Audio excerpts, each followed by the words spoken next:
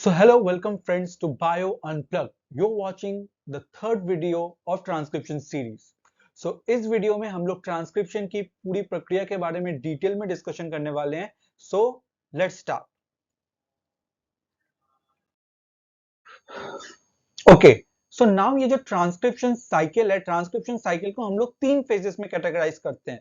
First one is the initiation phase and initiation phase is followed by the elongation phase and the termination phase जो यहाँ पे नहीं दर्शाया गया है. यहाँ पे we in this video we will mainly focus on the initiation phase. So initiation phase further initiation phase को भी हम लोग तीन phases में divide कर सकते हैं. That is the first one is the formation of the closed complex, the second one is the formation of the open complex and the third is the formation of the ternary complex followed by the promoter escape. So first step में क्या होता है, जो closed complex है, closed complex में जो RNA polymerase है, RNA polymerase as we have already discuss, it attaches to the specific target sites upstream of the structural gene that is called the promoters. Now ये RNA polymerase जब अकेला है as a core enzyme, it can't attach to any specific site, but when it attaches to the sigma factor जो यहाँ पे brown colour में दर्शाया गया है, after that only it forms a hollow enzyme which can now specifically recognize the specific site called promoters. और ये specific site पे आके attach होता है promoters पे. तो यहाँ पे ये -35 एलिमेंट मान लेते हैं और ये टाटा बॉक्स है, राइट.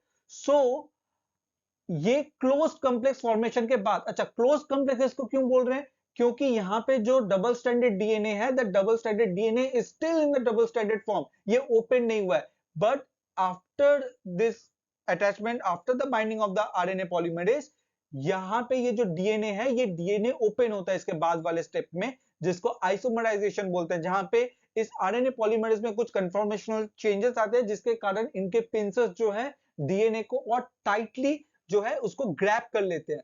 सो यहाँ पे ये जो डीएनए अभी ओपन हुआ है टाटा बॉक्स पे, दैट इज वाई हम लोग इसको ओपन कॉम्प्लेक्स बोल रहे हैं, क्योंकि यहाँ पे ट्रांसक्रिप्शन बबल का फॉर्मेशन हुआ है. नाउ आफ्टर दैट यहाँ पे हम लोग को दिख रहा है, क्योंकि यहाँ पे जो टाटा बॉक्स अभी ओपन हुआ है, सो टेम्पलेट स्ट्रैंड हमारा एक्सपोज्ड है. सो अभी टेम्पलेट स्ट्रैंड के अगेंस्ट में आरएनए का सिंथेसिस, आरएनए पॉलीमरेज स्टार्ट करेगा. सो यहाँ पे अभी आरएनए भी बनना स्टार्ट हुआ है, जो यहाँ पे रेड डॉट से दिखाया गया है. सो डीएनए प्रेजेंट है, नंबर 1. नंबर 2 आरएनए भी प्रेजेंट है, और नंबर 3 आरएनए पॉलीमरेज और सिग्मा जो एक प्रोटीन है. So protein भी present है, DNA भी present है, RNA भी present है. That is why it is also known as the ternary complex. And after the formation of the ternary complex, ये जो RNA polymerase हम लोग को दिख रहा है, ये प्रोमोटर पे अटैच्ड है अभी भी. ये प्रोमोटर को छोड़ के फर्दर डाउनस्ट्रीम की तरफ प्रोसीड करेगा. ये प्रोमोटर को एग्जिट करना, एस्केप करना, और जो टारगेट जीन है, स्ट्रक्चरल जीन है, उसके तरफ जो ये बढ़ता है, that is called the promoter escape. Now ये जो प्रोसेस हम लोगों ने यहाँ पे इसको इन ब्रीफ हम लोगों ने देखा. नाउ हर एक प्रोसेस को अभी हम लोग डिटेल में देखेंगे. सो यहाँ पे आपको दिख रहा है कि क्या क्लोज कॉम्प्लेक्स किसको बोल रहा है, ओपन कॉम्प्लेक्स किसको बोल रहा है. क्लोज कॉम्प्लेक्स में सिंपली दिखाया हुआ है कि जो RNA polymerase code enzyme in association with the sigma factor है, उसका सिग्मा फैक्टर स्पेसिफिकली जो -35 एलिमेंट है और जो -10 एलिमेंट है टाटा बॉक्स, उसको कैसे स्पेसिफिकली रिकॉग्नाइज कर रहा है, और वो भी सिग्मा फैक्टर. और इसको क्लोज कॉम्प्लेक्स हम लोग क्यों बोल रहे हैं, क्योंकि यहाँ पे जो प्रोमोटर रीजन है वो स्टिल डबल स्टैंडर्ड फॉर्म में इंटैक्ट है.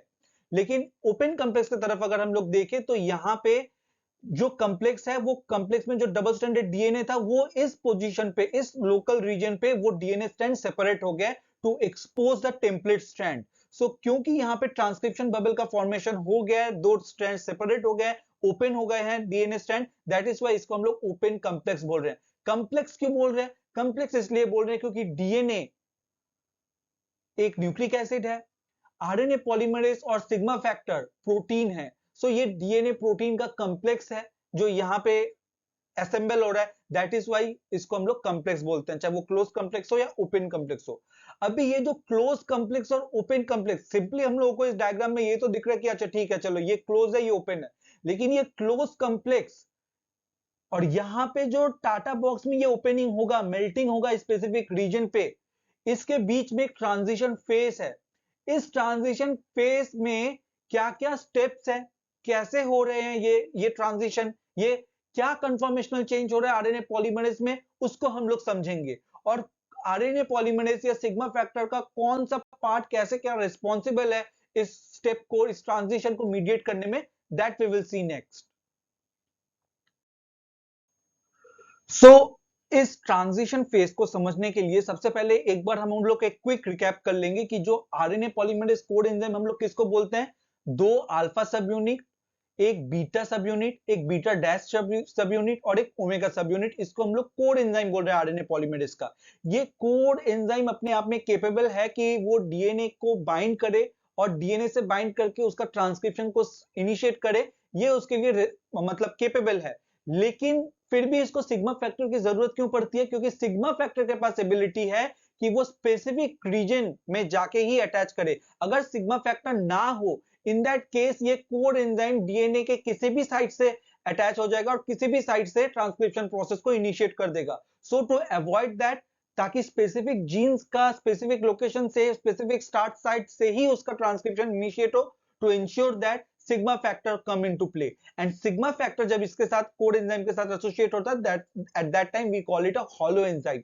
एंड सिग्मा फैक्टर्स भी बहुत तरीके के हो सकते हैं, sigma 70, sigma 54, sigma 32, sigma 28, we have already discussed about their functions in the previous videos. So यहाँ पे जो हम लोग डिस्कशन करने वाले हैं कि जो आरएनए पॉलीमरेज है, यहाँ पे जो हम लोग को फिर से दिख रहा है आरएनए पॉलीमरेज, और इसके दो अल्फा सब यूनिट्स भी हम लोग को दिख रहे हैं। और अल्फा सब यूनिट का जो इन टर्मिनल पोर्शन है अल्फा सब यूनिट का, वो तो यहीं पे अटैच है जहां पे ये कर्सर दिया हुआ है, लेकिन जो सी टर्मिनल डोमेन है वो ऐसे हैंग होता रहता है, ठीक है। और दो अल्फा सब यूनिट है, सो दो अल्फा सी टर्मिनल डोमेन है। सो दैट इज क्लियर। नाउ जो आरएनए पॉलीमरेज में यहाँ पे ये दिखाया गया कि जो सिग्मा फैक्टर है वो इस प्रोमोटर रीजन को, प्रोमोटर रीजन में भी जो ये स्पेसिफिक सीक्वेंसेस है -10 और -35, हालांकि हम लोगों ने in the previous video we have already discussed that the -10 के साथ डाउनस्ट्रीम में डिस्क्रिमिनेटर रहता है और अपस्ट्रीम में एक्सटेंडेड -10 रीजन भी पाए जाते हैं कुछ कुछ प्रमोटर्स पे, हर एक प्रमोटर पे नहीं। कुछ कुछ प्रमोटर्स में ये जो -35 और -10 एलिमेंट के बीच में जो न्यूक्लियोटाइड्स है वो लगभग 17 से 20 न्यूक्लियोटाइड्स रहते हैं नॉर्मल सिग्मा 70 प्रोमोटर्स। लेकिन दूसरे प्रोमोटर्स के केस में या सिग्मा 70 के भी प्रोमोटर के केस में ये जो बीच में जो लगभग 20 न्यूक्लियोटाइड का डिफरेंस रहता है वो घट बढ़ भी सकता है। और अगर ये घटता है और बढ़ता है तो उसमें आरएनए पॉलीमरेज के जो सिग्मा फैक्टर की एफिनिटी वो घट बढ़ सकती है, मतलब उस इसके एफिनिटी में कि ये जो रिकॉग्नाइज कर रहा है उसमें भी बदलाव आ सकता है। सो वट एवर मेन हमको यहाँ पे जो फोकस करना है कि जो सिग्मा फैक्टर है वो इसको रिकॉग्नाइज कर रहा है। लेकिन अगर जो पिछले इमेज में हम लोगों ने देखा था कि सिग्मा फैक्टर कितने सिंप्लिसिटी के साथ उसको दर्शाया गया था, लेकिन एक्चुअली में जो सिग्मा फैक्टर है वो उतना सिंपल नहीं है जो हम लोग पिछले डायग्राम्स में देख रहे थे। जो सिग्मा फैक्टर है वो सिग्मा फैक्टर कई रीजन्स में बटा हुआ है, ठीक है। सिग्मा 70 की बात करें तो वो टोटल 4 रीजन्स में मेनली बटा हुआ है, रीजन 1, रीजन 2, रीजन 3, रीजन 4। तो ये जो रीजन 1, 2, 3, 4 है, ये रीजन 1 का एक अलग फंक्शन है, रीजन 2 का एक अलग फंक्शन है, रीजन 3 का अलग फंक्शन है, सो एज रीजन 4। नाउ बीच में इन ये जो मेन इंपॉर्टेंट डोमेन्स हैं सिग्मा, उनके बीच में एक लिंकर प्रोटीन्स मतलब लिंकर डोमेन्स भी अवेलेबल है। सो ये हो गया linker between the region 1 and 2, ये हो गया linker between the region 3 and 4, ठीक है। सो आप यहां पे देख पा रहे हैं कि जो ये आरएनए पॉलीमरेज एंजाइम है which is associated with the sigma factor. और अगर आप इस आरएनए पॉलीमरेज को एट अ ग्लांस देखें तो ये लगभग एक चूहे की तरह दिखता है, मतलब इसका ग्राफिकल इलस्ट्रेशन जो है एक चूहे की तरह यहाँ पे दिख रहा है। जोक्स अपार्ट, लेकिन ये एक अच्छा एग्जांपल है समझाने के लिए, बिकॉज ठीक चूहे की तरह इसके पास एक पूंछ है, एक नहीं बल्कि दो पूंछ है, और वन साइड पे, वन एंड पे इसका अल्फा टर्मिनल डोमेन है और अनदर एंड पे सी टर्मिनल डोमेन है। और एक्चुअली इसके दो कॉपीज हैं, ठीक है। जो अल्फा टर्मिनल डोमेन है यानी जो एमिनो टर्मिनल डोमेन है वो कोर एंजाइम में एम्बेडेड है, और जो सी टर्मिनल डोमेन है वो ऐसे हैंगिंग अवस्था में ही प्रेजेंट रहता है। So what is the function of this C terminal domain जो हैंगिंग अवस्था में प्रेजेंट रहता है, तो हम लोगों ने ये ऑलरेडी डिस्कशन किया था कि ये अपस्ट्रीम प्रोमोटर एलिमेंट्स को रिकॉग्नाइज करता है, और ये भी डिस्कशन किया था कि ये अपस्ट्रीम प्रोमोटर एलिमेंट हर एक प्रोमोटर्स पे अवेलेबल नहीं रहते, वो कुछ विशेष प्रोमोटर्स में ही पाए जाते हैं जिनको हम लोग स्ट्रॉन्ग प्रोमोटर्स बोलते हैं। ये स्ट्रॉन्ग प्रोमोटर इसलिए है बिकॉज यहाँ पे ये जो अपस्ट्रीम प्रोमोटर एलिमेंट है ये एक एडिशनल बाइंडिंग साइट प्रोवाइड कर रहा है सी टर्मिनल डोमेन को। लेकिन आप इसको ऐसे समझे, अगर यहाँ पे अपस्ट्रीम प्रोमोटर एलिमेंट नहीं है, आप इसको ऐसे इमेजिन कीजिए कि यहाँ पे कोई अपस्ट्रीम प्रोमोटर एलिमेंट नहीं है, इन दैट केस ये अल्फा सी टर्मिनल डोमेन ऐसे आइडियली हैंगिंग करता रहेगा, वो अटैच नहीं करेगा। ठीक है, सो मेजोरिटी ऑफ केसेस में ये यूपी एलिमेंट प्रेजेंट नहीं रहता और ये अल्फा सी टर्मिनल डोमेन ऐसे ही हैंगिंग करता रहता है। बट मेन जॉब जो करता है वो है ये सिग्मा फैक्टर, जिसके पास हम लोगों ने देखा था टोटल 4 रीजन है, जिसमें से रीजन 2 टाटा बॉक्स को रिकॉग्नाइज कर रहा है, रीजन 4 जो है -35 एलिमेंट को रिकॉग्नाइज कर रहा है, रीजन 1 जो है वो रीजन 1 डिस्क्रिमिनेटर रीजन को, ये जो डिस्क्रिमिनेटर सीक्वेंस है रीजन 1 डिस्क्रिमिनेटर को रिकॉग्नाइज करता है, region 2 as we already discuss -10 को रिकॉग्नाइज कर रहा है, और जो रीजन 3 है, जो रीजन 3 एक्सटेंडेड 10 को वो रिकॉग्नाइज करता है, और जो रीजन 4 है जो मेन है वो -35 एलिमेंट को रिकॉग्नाइज करता है। सो ये एक्सटेंडेड 10 रीजन क्या है, डिस्क्रिमिनेटर रीजन क्या है, that we have already discussed in our previous video. So if you have not watched it so please go and watch it, otherwise if you have already watched you can continue, you can easily understand that यहाँ पे जो -10 element है ठीक उसके downstream में discriminator portion present available रहता है, और अगर कुछ केसेस में -35 एलिमेंट एब्सेंट हो कुछ प्रमोटर्स पे, so in that case extended 10 region रहता है कि -35 के जगह पे ये -10 उसको एक एडिशनल बाइंडिंग साइट प्रोवाइड कर रहा है to compensate the absence of the -35 element. So sigma factor, ये पूरा सिग्मा फैक्टर को यहाँ पे हम लोग दर्शा रहे हैं कि सिग्मा फैक्टर का एन टर्मिनल से लेके सी टर्मिनल तक पूरे रीजन्स को यहाँ पे दर्शाया गया है। So in this way the sigma factor can recognise different regions of the promoter. ठीक है, और नाउ द क्वेश्चन इज कि यहाँ पे ये जो -35 एलिमेंट का क्या सिग्निफिकेंस है। अभी तक हम लोग बहुत ये देख चुके कि प्रमोटर में -35 एलिमेंट रहता है, -10 एलिमेंट रहता है, स्पेसिफिकली सिग्मा फैक्टर वहां पे अटैच होता है। But the question is ultimately ये जो -35 एलिमेंट है जिसका सीक्वेंस TTGA हम लोगों ने डिस्कशन किया था, जो ये दोनों -35 और -10 एलिमेंट दोनों एक हेक्सामेरिक सीक्वेंस कंसेंसस सीक्वेंस है, अल्टीमेटली इनका काम क्या है। ठीक है, और कैसे सिग्मा 4 और सिग्मा 2 इन दोनों डोमेन का ही सिग्निफिकेंस क्या है, इसके बारे में भी डिस्कशन करते हैं। So first of all start करते हैं सिग्मा 4 के साथ। तो ये जो सिग्मा 4 है, ये सिग्मा 4 इस -35 एलिमेंट के साथ कॉन्टैक्ट बनाता है और ये इंश्योर करता है कि ये जो आरएनए पॉलीमरेज है, ये आरएनए पॉलीमरेज इस डीएनए के साथ अटैच हो और इस डीएनए को छोड़ के ना चला जाए। ठीक है, और जो सिग्मा 2 है, वो सिग्मा 2 ये जो टाटा बॉक्स है, टाटा बॉक्स रीजन में अनवाइंडिंग करवाता है, यानी ट्रांसक्रिप्शन बबल फॉर्मेशन में मदद करता है, सो दैट जो अल्टीमेटली मेल्टिंग है वो मेल्टिंग इस रीजन टाटा बॉक्स में हो रहा है। Why TATA box? Now you can see the TA ये सीक्वेंस है टाटा बॉक्स का, कोई भी जीसी नहीं है। So it is the potential target, soft target, जहां पे मेल्टिंग हो पाएगा, क्योंकि अगर यहां पे जीसी रहेगा तो उसका मेल्टिंग के लिए ज्यादा मशक्कत करना पड़ेगा, ज्यादा एफर्ट डालना पड़ेगा।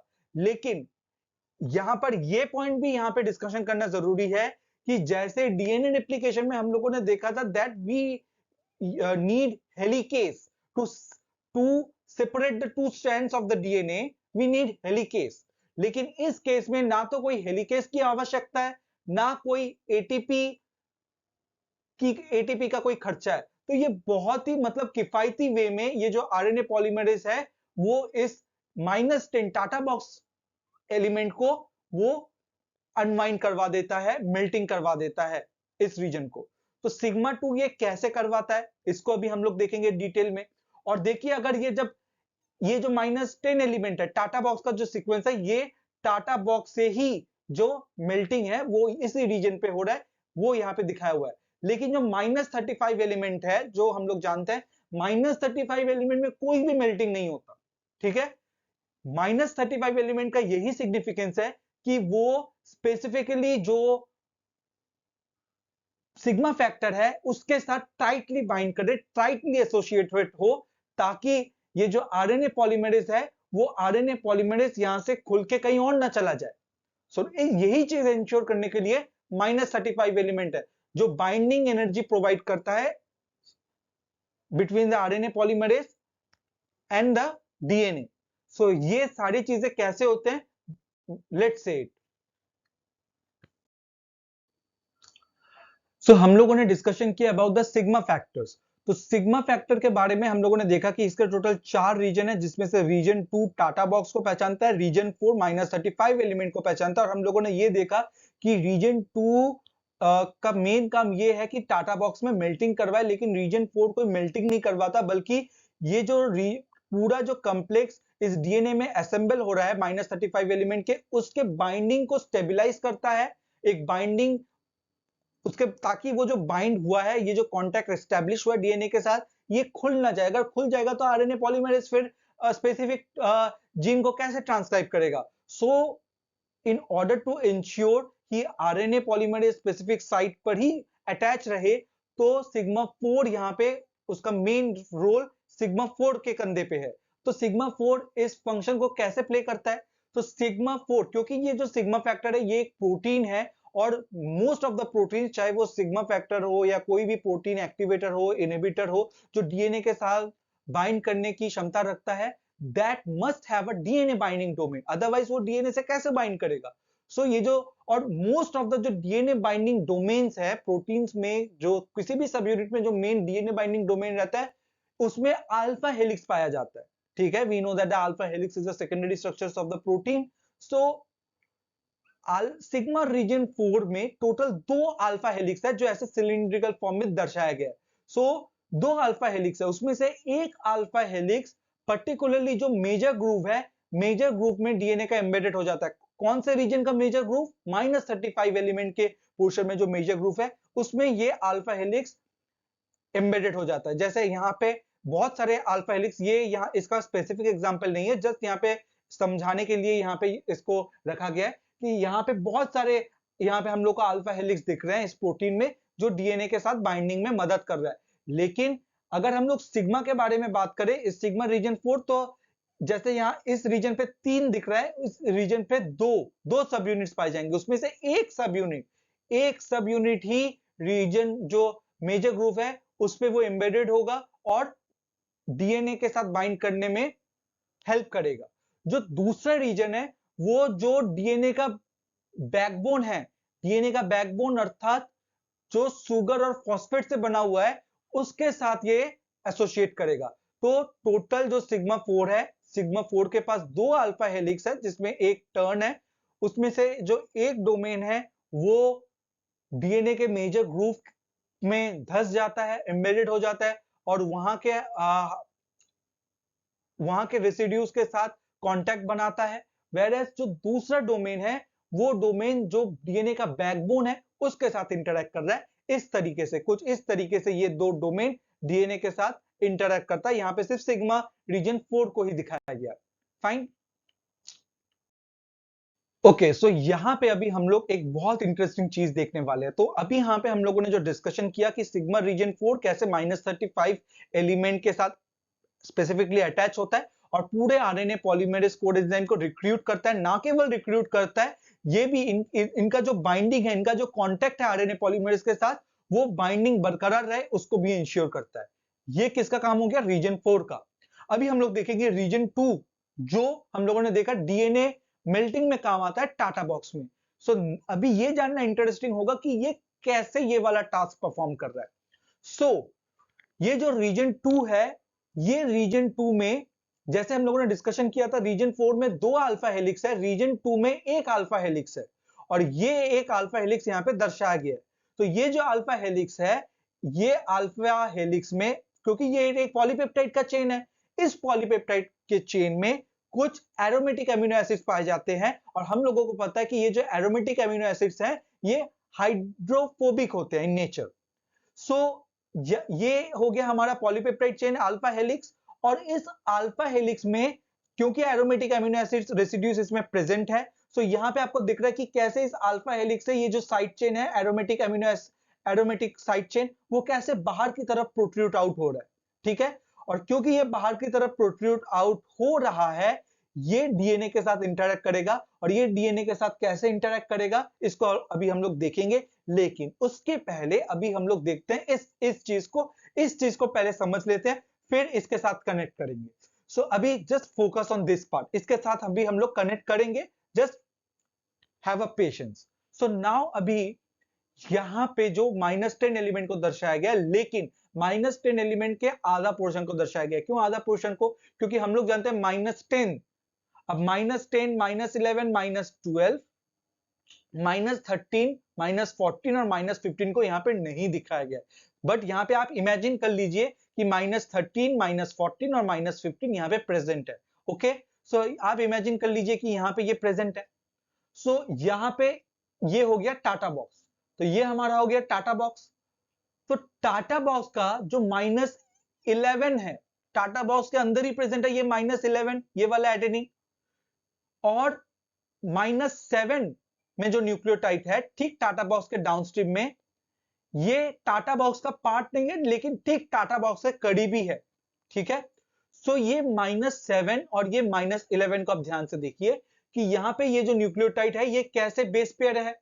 और ये जो पूरा टाटा बॉक्स में भी सिर्फ TA ही है और इसके आसपास भी TA ही है। सो यहाँ पे ये पूरे इस रीजन में टाटा बॉक्स और उसके आसपास में कोई जीसी कंटेंट नहीं है। क्योंकि ये जीसी कंटेंट नहीं है, दैट्स व्हाई ये एक पोटेंशियल टारगेट हो जाता है कि इस रीजन पे मेल्टिंग हो पाए। क्योंकि अगर यहाँ पे थोड़ा सा भी कहीं से भी कुछ थोड़ा सा भी अनवाइंडिंग हुआ तो ये पूरा रीजन मेल्ट कर जाएगा, क्योंकि यहाँ पे बहुत ही वीक फोर्स ऑफ अट्रैक्शन है इन बेसिस के बीच में। सो अभी यहां पे आता है सिग्मा रीजन 2। ये जो सिग्मा 2 है, ये सिग्मा रीजन 2 यहां पे दर्शाया गया है। इस सिग्मा रीजन 2 में दो बाइंडिंग पॉकेट्स है। अब इस सिग्मा बाइंडिंग पॉकेट को आप इसके ऊपर रख दीजिए। ठीक है, जैसे कि यहां पे दिखाया गया है। ठीक है, इस साइड में तो ये वाला हमारा ऊपर का सीक्वेंस है और इसको इसके ऊपर रख दिया गया है। सो यहां पे जो -11 वाला सीक्वेंस है, ये -11 फ्लिप हो गया, ऑपोजिट में फ्लिप हो गया। और ये जो -7 है ये भी ऑपोजिट में फ्लिप हो गया। और यहाँ पे जो दो बाइंडिंग पॉकेट है उसमें वो धस गया। तो यहाँ पे ये बाइंडिंग पॉकेट में वो क्यों धस गया, क्यों उस बाइंडिंग पॉकेट पे वो उसकी ओर फ्लिप हो गया? बिकॉज इस बाइंडिंग पॉकेट में यहाँ पे ये एरोमेटिक साइड चेन है।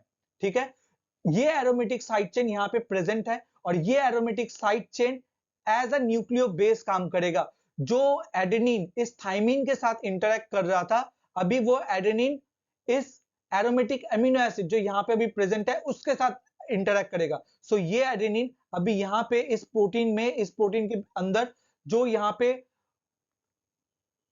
एरोमेटिक साइड चेन है उसके साथ अभी वो इंटरेक्ट करेगा। और ये जो एरोमेटिक साइड चेन्स आपको यहाँ पे दिख रहे हैं वो अभी ठीक जो न्यूक्लिक एसिड में जो बेस के तरह है उस बेस को ये मिमिक करते हैं और उसके साथ वो अटैच हो जाएगा।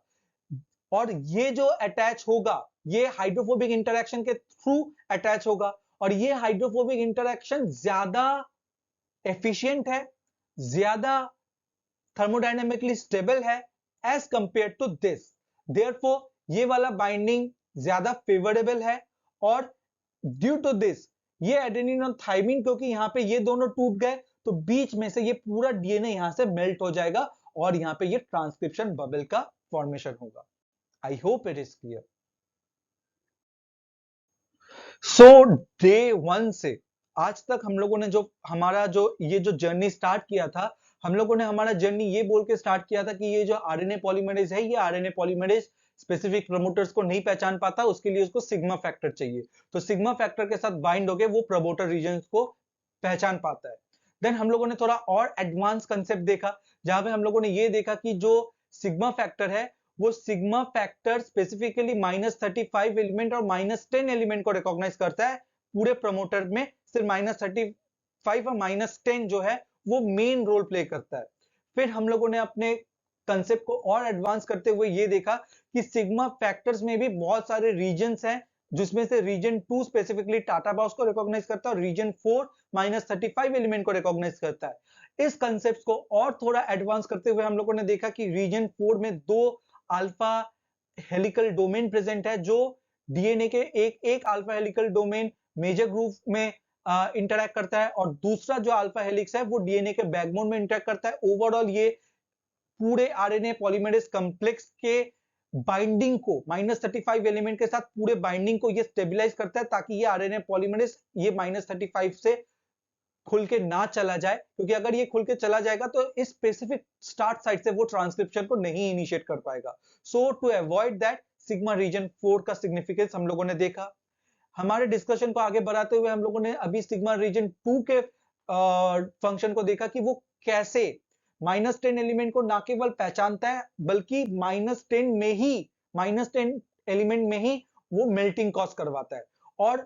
और थोड़ा सा डीप हम लोगों ने इस कंसेप्ट को देखा कि वो कैसे मेल्टिंग करवा रहा है। तो सिग्मा रीजन 2 में हम लोगों ने देखा एक ही अल्फा हेलिक्सल स्ट्रक्चर है जिसमें एरोमेटिक अमीनो एसिड प्रेजेंट है, जो एरोमेटिक अमीनो एसिड इस एडेनिन को -11 के पोजीशन में जो एडेनिन है और -7 पोजीशन में जो थाइमिन है उसको वो फ्लिप आउट करके उसके साथ वो इंटरैक्ट करता है और ये थाइमिन और ये एडेनिन अकेला पड़ जाता है। और इस तरीके से, क्योंकि ये टीए ऑलरेडी इसमें कोई जीसी रीच रीजन नहीं है और बीच में ऑलरेडी वीक इंटरैक्शन है, सो ये पूरा रीजन ऐसे अनवाइंड हो जाता है। ठीक है, तो ये हम लोगों ने देखा कि प्रोमोटर मेल्टिंग कैसे होता है। अच्छा, इस डायग्राम की ओर देखें, ये एक नया रिसर्च पेपर से ये लिया गया है, ये वाला इमेज। तो यहां पे अगर हम लोग देखें तो यहां पे ये सिग्मा फैक्टर को दर्शाया जा रहा है। ठीक है, और सिग्मा फैक्टर पे ये जो पर्पल कलर का स्ट्रक्चर है ये हमारा डीएनए है, और ये जो ओवरऑल स्ट्रक्चर है पीछे ग्रीन और ब्राउन, ये हमारा सिग्मा फैक्टर है। यहां पे हम लोग ये देख पा रहे हैं, ये पीछे जैसे आपको दिख रहा होगा ये वाला स्ट्रक्चर, फिर यहां पर भी ये स्ट्रक्चर हम लोगों को दिख रहे हैं। तो ये हमारे अल्फा हेलिकल स्ट्रक्चर है, और यहां पे आपको दिख रहा है कि यहां पे ये वाला जो अल्फा हेलिकल स्ट्रक्चर है जो हम लोगों ने बोला, ये सिग्मा रीजन 2 है, जो ग्रीन वाला पोर्शन है, ये सिग्मा रीजन 2 है। और इस ग्रीन वाले पोर्शन पे आपको दिख रहा होगा एक ही अल्फा हेलिकल स्ट्रक्चर है। ये एक अल्फा हेलिकल स्ट्रक्चर पे एक इस पोजीशन पे और एक इस पोजीशन पे जो है वो एरोमेटिक अमीनो एसिड्स है। और ये एरोमेटिक अमीनो एसिड यहाँ पे जो एडेनिन बेस है, यहाँ पे एडेनिन दिखाया गया है, ये एडेनिन फ्लिप होके यहाँ पे एक अमीनो एसिड के साथ इंटरैक्ट कर रहा है। वेयर एज यहाँ पे -70 में भी यहाँ पे एक अमीनो एसिड है, जो अमीनो एसिड यहाँ पे निहित एक एरोमेटिक अमीनो एसिड के साथ इंटरैक्शन कर रहा है। सो इन दिस वे हम लोग यहाँ पे देख पा रहे हैं कि कैसे ये फ्लिपिंग आउट हुआ। तो ये जो फ्लिपिंग आउट यहाँ पे हुआ, और ये जो सिग्मा रीजन 2 है, उस सिग्मा रीजन 2 को इस ग्रीन पोर्शन में दिखाया हुआ है कि इस ग्रीन पोर्शन में कैसे अल्फा हेलिकल स्ट्रक्चर अंदर असेंबल हुआ है, और ये अल्फा हेलिकल स्ट्रक्चर कैसे -11 पोजीशन पे निहित एडेनिन और -7 पोजीशन पे जो थाइमिन उसके साथ कैसे इंटरैक्ट कर रहा है। सो अभी तक हम लोगों ने देखा कि ये जो क्लोज कॉम्प्लेक्स है, ये क्लोज कॉम्प्लेक्स कैसे इस ओपन कॉम्प्लेक्स में परिवर्तित हो रहा है। इसके बीच का जो ट्रांजिशन फेज है, उस ट्रांजिशन फेज को हम लोगों ने डीपली देखा कि उसमें ये बस ये और ये इनके बीच में कितने स्टेप्स है, कितने जो क्रिटिकल कंसेप्ट्स है, उन चीजों को हम लोगों ने डिस्कस किया। सो सबसे पहले तो जो सिग्मा फैक्टर है, ये सिग्मा फैक्टर बस एक ही काम नहीं है, इसके जितने रीजन्स है उतने ही वास्ट इसके डिफरेंट मल्टीपल फंक्शंस हैं। तो ये जो सिग्मा फैक्टर है, ये sigma factor first of all तो ये जो पूरा आरएनए पॉलीमरेज है उसको रिक्रूट करवा रहा है प्रोमोटर में। उसके बाद फिर ये जो सिग्मा फैक्टर है वो जो आरएनए पॉलीमरेज के साथ ना केवल आरएनए पॉलीमरेज को रिक्रूट करवा रहा है, बल्कि ये जो -35 एलिमेंट के थ्रू वो ये इंश्योर कर रहा है कि ये जो आरएनए पॉलीमरेज है वो खुल के ना चला जाए। इन दोनों के बीच में जो बाइंडिंग है, जो कांटेक्ट एस्टेब्लिश हुआ है, वो फॉर प्रोलॉन्ग पीरियड ऑफ तक सस्टेन करे। सो इसको भी वो इंश्योर कर रहा है। फिर टाटा बॉक्स को रिकॉग्नाइज कर रहा है, टाटा बॉक्स को वो उसमें मेल्टिंग भी करवा रहा है, और ये जो मेल्टिंग करवा रहा है ना किसी हेलिकेस के मदद से, ना किसी एटीपी के मदद से, एक किफायती तरीके से उस टाटा बॉक्स में वो मेल्टिंग भी करवा दे रहा है। और ना केवल मेल्टिंग करवा रहा है, जब हम लोग in case of replication we know whenever the single stranded DNA used to form that single stranded DNA gets associated with the single stranded binding protein, SSB proteins. लेकिन इस केस में जब ये सिंगल स्ट्रैंडेड फॉर्म में form हो रहा है तो कोई एसएसबी प्रोटीन का भी यहाँ पे कोई रोल नहीं है, बिकॉज ये जो इसका जो सिग्मा रीजन 2 है और उसमें जो अल्फा हेलिकल स्ट्रक्चर है वो कैसे ए और टी -11 पोजीशन के एडेनिन को और जो थाइमिन पोजीशन है उसको वो सिक्वेस्टर कर ले रहा है अपने आप में through it's aromatic amino acids, वो हम लोगों ने देखा। और वो जो सिक्वेस्टर कर रहा है वही एज एसएसबी की तरह ये सिग्मा रीजन 2 ना केवल सिक्वेस्टर कर रहा है, ना केवल ये जो टाटा बॉक्स है उस टाटा बॉक्स में एक इंस्टेबिलिटी प्रोवाइड कर रहा है और इसके मेल्टिंग को इंड्यूस करवा रहा है, बल्कि जो सिंगल स्टैंडर्ड फॉर्म हो रहा है उसको भी वो होल्ड करके रख रहा है नॉन टेम्पलेट स्टैंड का, सो दैट जो टेम्पलेट स्टैंड है वो टेम्पलेट स्टैंड अभी एज अ टेम्पलेट काम कर पाए। So that is the thing. So इस तरीके से जो प्रोमोटर जो है आरएनए पॉलीमरेज को रिक्रूट भी करवा रहा है, उसके बाइंडिंग को स्टेबलाइज भी करवा रहा है, टाटा बॉक्स को भी वो अनवाइंड भी करवा रहा है, फिर सिंगल स्टैंडर्ड डीएनए को वो मेंटेन भी रख रहा है। No helicase, no ATP, no SSB. So हर एक काम ये खुद ही कर ले रहा है, ठीक है। It is acting like a multifunctional, it have a multifunctional role. So this is the case. Now ये जो ट्रांसक्रिप्शन बबल यहां पे फॉर्म हुआ, यूजुअली ये जो ट्रांसक्रिप्शन बबल फॉर्म हो रहा है ये -9 से लेके +2 तक, ठीक है। सो -9 से लेके +2 तक ये जो है ये एक्सपोज हो गया, बीच में यहां पे ये सिंगल स्टैंडर्ड रीजन बन गया। तो इस तरीके से ट्रांसक्रिप्शन बबल का फॉर्मेशन हुआ। नाउ वी विल सी कि ओपन जो ओपन कॉम्प्लेक्स के बाद जो टर्नरी कॉम्प्लेक्स है उसको हम लोग टर्नरी क्यों बोल रहे हैं, और उसके बाद उसमें प्रोमोटर एस्केप क्या होता है। Now we will see it, but before that यहां पे आपको ये जो ये एक प्रमोटर हो गया, ये एक डिफरेंट प्रमोटर हो गया, ये एक डिफरेंट प्रमोटर हो गया। तो यहाँ पे डिफरेंट जीन्स के प्रमोटर्स को दर्शाया गया है। जैसे ये रेक ए जो डीएनए रिपेयर में रिकॉम्बिनेशन में मदद काम करता है। लैक ओपेरॉन के जीन के प्रमोटर को दिखाया गया है, ट्रिप्टोफैन के जीन को प्रमोटर को दिखाया गया है, ठीक है। सो ऐसे डिफरेंट प्रमोटर्स को यहाँ पे दर्शाया गया है। तो ये जो हमारा टिपिकल जो हम लोग बोल रहे थे strong promoter, not only a normal promoter बल्कि एक स्ट्रॉन्ग प्रमोटर जिसमें -10 रीजन भी प्रेजेंट है, -35 रीजन भी प्रेजेंट है। बीच में जो -10 रीजन और -35 रीजन के बीच में एक स्पेसर होता है जो 17 से 20 न्यूक्लियोटाइड वो वेरी कर सकता है। और अगर ये स्पेसर के बीच में कोई भी डिफरेंसेस आता है तो उसका affinity to bind the sigma factor of the RNA polymerase core enzyme, sorry RNA polymerase holoenzyme, उसमें भी डिफरेंस आएगा। सो ये जो यूपी एलिमेंट है, UP element in case of a strong promoter present रहता है बिकॉज ये एक एडिशनल बाइंडिंग साइट प्रोवाइड करता है आरएनए पॉलीमरेज को, बट ये सिग्मा फैक्टर को नहीं बल्कि जो अल्फा टर्मिनल डोमेन है, सी टर्मिनल डोमेन है उसको, जो हम लोग मतलब समझाने के लिए कि जो पूछ है आरएनए पॉलीमरेज का, सो अल्फा डोमेन के सी टर्मिनल डोमेन के साथ ये रिकॉग्नाइज कर पाएगा।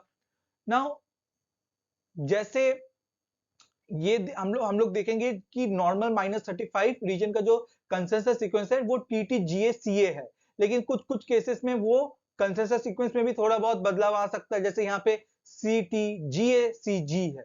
सो यहाँ पे थोड़ा बहुत इसमें भी अंतर आ रहा है।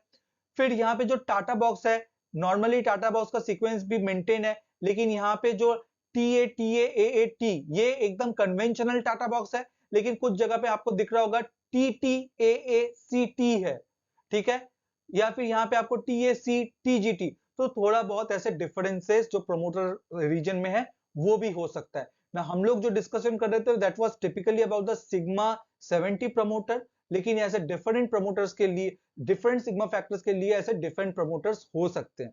यहाँ पे और एक जो इंपॉर्टेंट चीज है समझने वाला कि जो आरएनए स्टार्ट न्यूक्लियोटाइड है, हमेशा जो ये जो स्टार्ट न्यूक्लियोटाइड है टेम्पलेट में वो एडेनिन ही रहता है in most of the cases, and very rarest of the case ये एडेनिन के जगह ग्वानिन होगा। सो ये घूम फिर के प्यूरिनी होगा, पिरीमिडी नहीं होगा, टी नहीं होगा या सी नहीं होगा, ए होगा in the majority of the cases, और इन केस अगर ए नहीं है तो जी होगा।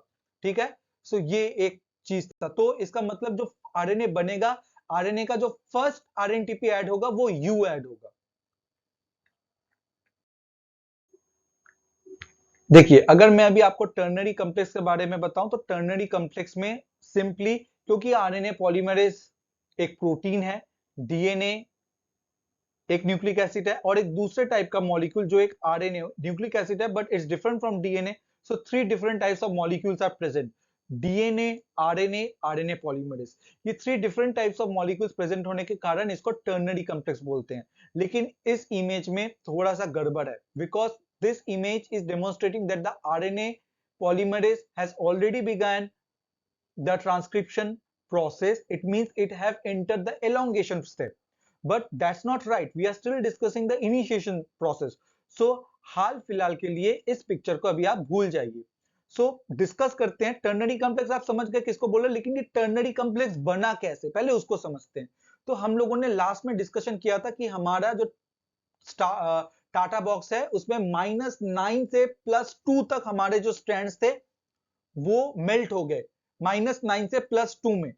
सो ये यहाँ पे एक्सपोजर हो गया, ट्रांसक्रिप्शन बबल बना, ठीक है, जिसको हम लोग ओपन कॉम्प्लेक्स बोल रहे थे।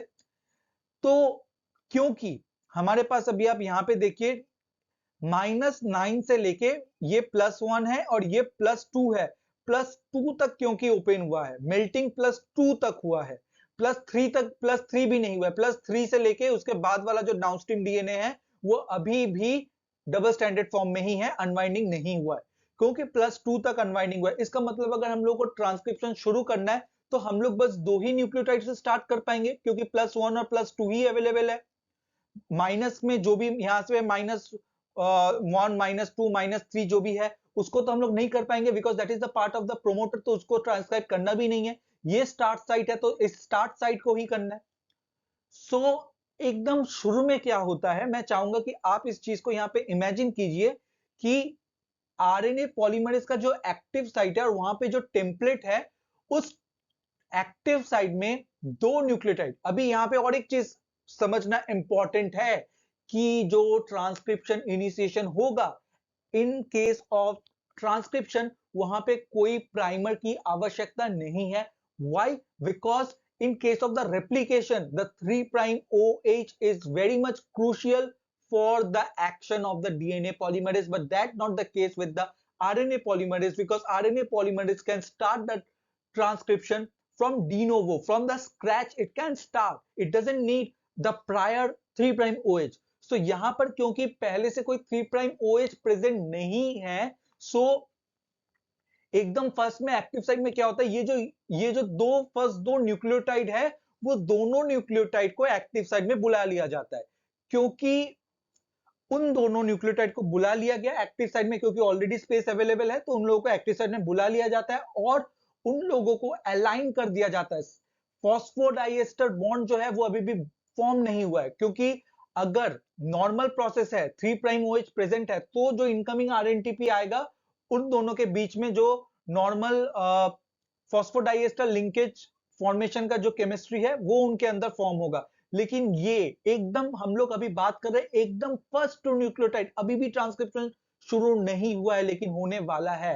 We are at this stage, और इस स्टेज पे जो फर्स्ट न्यूक्लियोटाइड है, क्योंकि उसके पहले कोई 3' OH नहीं है, तो यहां पे जो फर्स्ट दो न्यूक्लियोटाइड है उनको एक्टिव साइट में बुला लिया जाता है और उनको बस बेस पेयरिंग के थ्रू उनको अलाइन कर दिया जाता है against their complementary template strand. तो अगर यहाँ पे एडेनिन है तो यू आता है और यू को इसके अगेंस्ट में बस खड़ा कर दिया जाता है।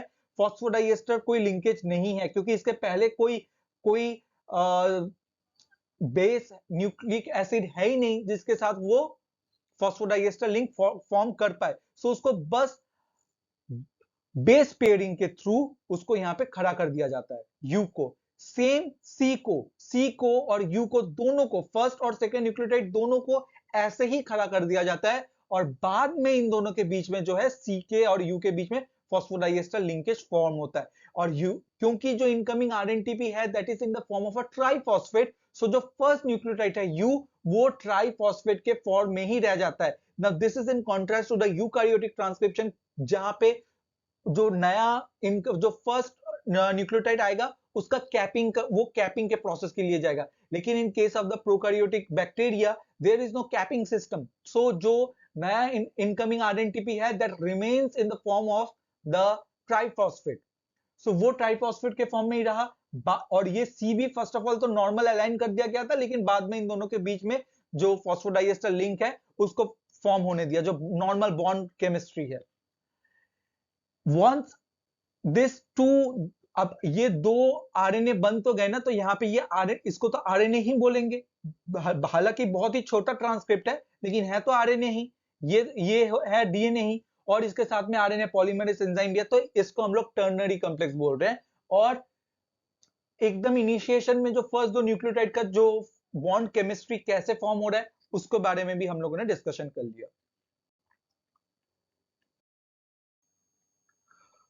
Okay, so let's start the promoter clearance. So promoter clearance में सिंपल चीज को सिंपल रखते हैं, आरएनए पॉलीमरेज का प्रोमोटर रीजन को एस्केप करना और उसके डाउनस्ट्रीम में प्रोसीड करने के स्टेप को ही हम लोग प्रोमोटर क्लियरेंस बोल रहे हैं।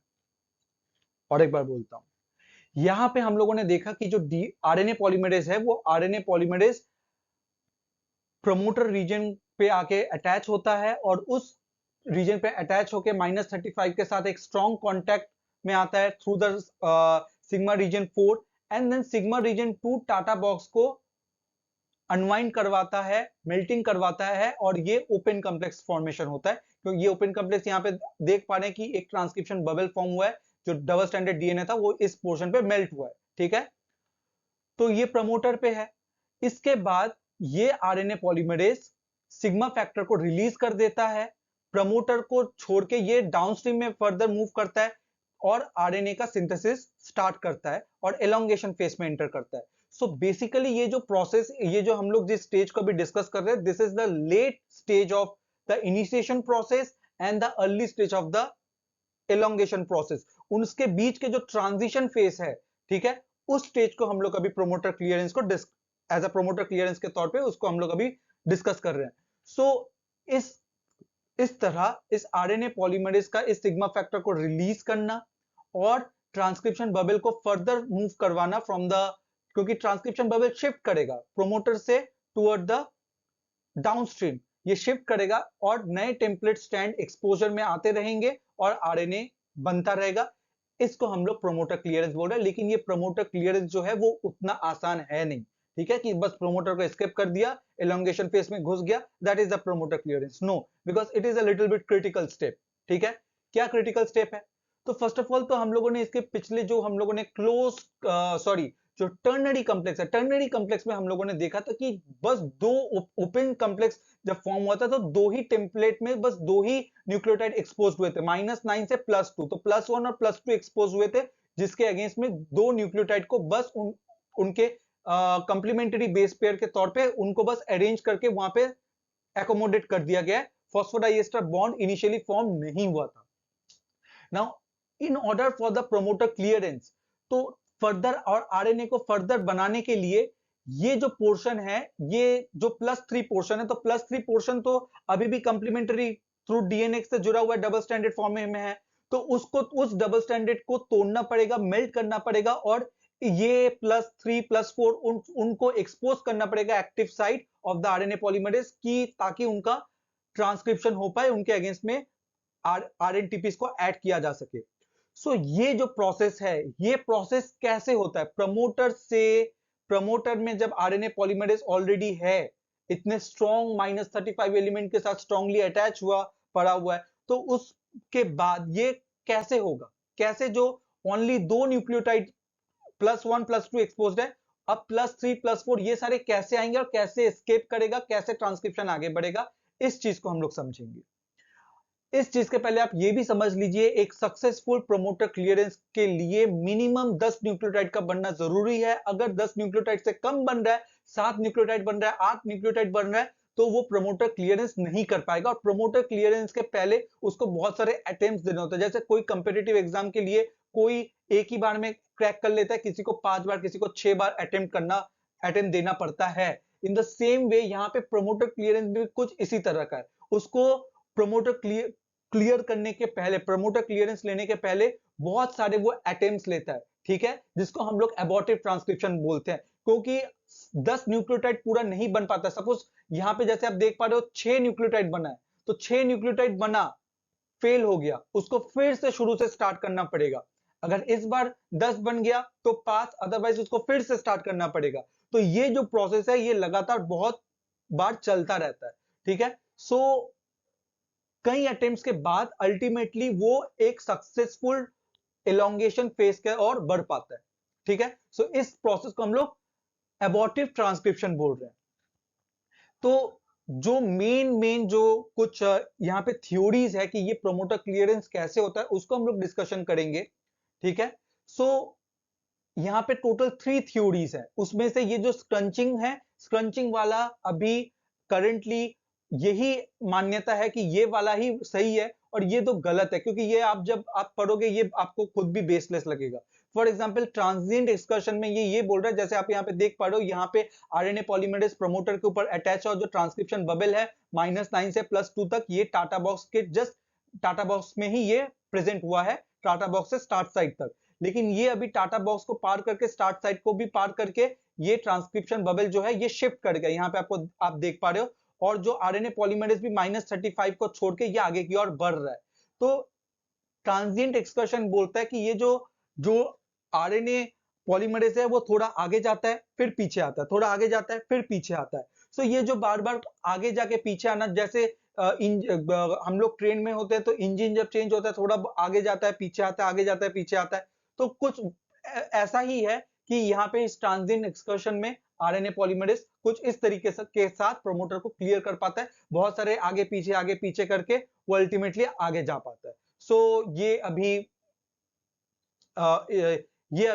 खारिज कर दिया गया ये वाला theory. Now the second one is the inch worming. Inch worming तो और भी ज्यादा मतलब थोड़ा सा बेसलेस लगता है। जैसे यहाँ पे बोला जा रहा है कि जो आरएनए पॉलीमरेज है, ये आरएनए पॉलीमरेज के बीच में एक स्प्रिंग लाइक स्ट्रक्चर है। तो ये जो आरएनए पॉलीमरेज है, इसका एक पोर्शन तो प्रमोटर पे ही अटैच रह जाता है -35 एलिमेंट पर, लेकिन जो पहले वाला पोर्शन है वो आगे की ओर चला जाता है, और बाद में झटके के साथ -35 एलिमेंट को भी, इसलिए वो प्रमोटर को स्किप कर पाता है।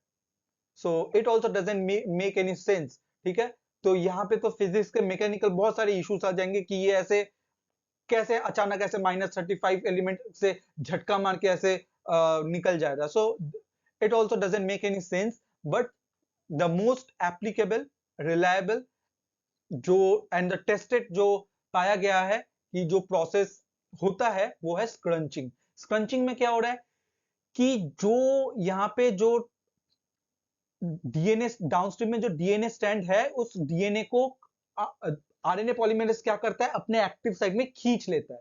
जैसे यहाँ पे आपको दिख रहा है कि यहाँ पे 2 ही न्यूक्लियोटाइड एक्सपोज थे, तो यहाँ पे ये टी और ये जी एक्सपोज था, लेकिन यहाँ पे आपको दिख रहा है कि ये स्क्रंचिंग हो रहा है, मतलब ये जो डीएनए है वो उसको अपनी एक्टिव साइड में खींच ले रहा है, और एक ऐसे ट्रांसक्रिप्शन, एक आरएनए लूप बन रहा है। यहाँ पर भी एक देखिए, एक ऊपर आरएनए का लूप बना है जो कोडिंग स्टैंड है, और एक टेम्पलेट स्टैंड का भी नीचे आरएनए का लूप बना है, ठीक है। और जब ये आरएनए का ऐसे वो आरएनए को अपने एक्टिव साइड में ऐसे खींच लेगा, उस वक्त जो टेम्पलेट स्टैंड है वो एक्सपोज हो जाएगा और उसके अगेंस्ट में आरएनए बन जाएगा। तो ये वाला जो अटेम्प्ट है, यही स्क्रंचिंग प्रोसेस के थ्रू ही, स्क्रंचिंग प्रोसेस तो प्रमोटर क्लियरेंस में, तो अगर इसको समराइज करें तो क्या होता है, फर्स्ट ऑफ ऑल स्क्रंचिंग होता है प्रमोटर क्लियरेंस पे, जो डाउनस्ट्रीम डीएनए है उसको अपनी और आरएनए खींचता है अपने एक्टिव साइट में, followed by addition of the incorporation of the complementary RNTPs, ठीक है, उसके अगेंस्ट में आरएनए चेन बना, और ये जो आरएनटीपीस बनता है वो कई बार 6 या 8 तक ही बन पाता है, वो पूरा बन नहीं पाता, ठीक है। तो ये जो चीज है इसको आप एक बार यहाँ पे देख लीजिए। The enzyme synthesizes short RNA molecules of less than 10 nucleotides. Polymerase है वो प्रोमोटर को एस्केप करने के पहले बहुत This is probably because a region of sigma partially blocks the RNA exit channel. Once this region has been ejected, and an RNA chain longer than 10 nucleotides और sigma factor भी जो है वो डिसोशिएट कर जाता है और प्रमोटर को वो सक्सेसफुली क्लियर करके एलोंगेशन फेज में एंटर कर जाता है। The enzyme synthesizes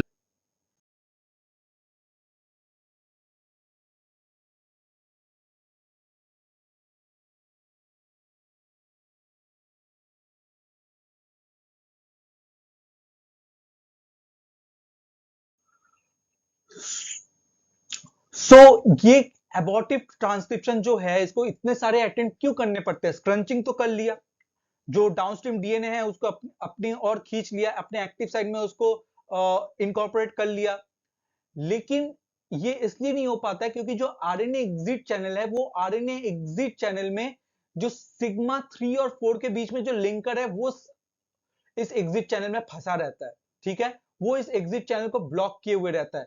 तो पहली बार अगर जब आरएनए ट्रांसक्रिप्ट बना तो वो शायद थोड़ा सा इस एग्जिट चैनल में से थोड़ा सा इसको निकाला, दूसरी बार में बना और थोड़ा निकाला, फिर तीसरी बार बना और थोड़ा निकाला। अल्टीमेटली कई अटेम्प्ट्स के बाद ये जो आरएनए एग्जिट चैनल में ये जो लिंकर है उसको वो अल्टीमेटली फुल्ली उसको निकाल पाता है एक्टिव साइट से। वंस वो सिग्मा फैक्टर का जो 3/4 लिंकर है वो निकल गया, आफ्टर दैट एक सक्सेसफुल 10 न्यूक्लियोटाइड से ज्यादा न्यूक्लियोटाइड बन पाता है और एक सक्सेसफुल ट्रांसक्रिप्शन इनिशिएशन शुरू करके एलोंगेशन फेज में वो एंटर करता है। So this was all about the today's lecture, but one thing again I want to add here is that rifampicin बोल के जो एंटीबायोटिक है जो ट्यूबरकुलोसिस के केस में भी यूज होता है माइकोबैक्टीरियम स्पीसीज के केस में, सो वो जो एंटीबायोटिक है वो मेनली आरएनए एग्जिट चैनल को ब्लॉक करता है। और आरएनए एग्जिट चैनल अगर ब्लॉक हो गया तो हम लोग यहाँ पे देख पा रहे हैं कि अगर आरएनए एग्जिट चैनल ब्लॉक होता है तो आरएनए निकल ही नहीं पाएगा और वो परमानेंटली जो प्रोकैरियोटिक सिस्टम के जो आरएनए पॉलीमरेज के आरएनए एग्जिट चैनल को ही वो ब्लॉक कर देता है। तो प्रोकैरियोटिक ऑर्गेनिज्म या माइकोबैक्टीरिया फॉर एग्जांपल वो आरएनए बना नहीं पाता है। ठीक है, तो वो एबॉर्टिव ट्रांसक्रिप्शन में ही फंसा रहता है, प्रोमोटर क्लियरेंस ही वो नहीं कर पाता है जिसके कारण उनकी डेथ हो जाती है। So this was all about today's discussion. So this was all about today's lecture. Thank you.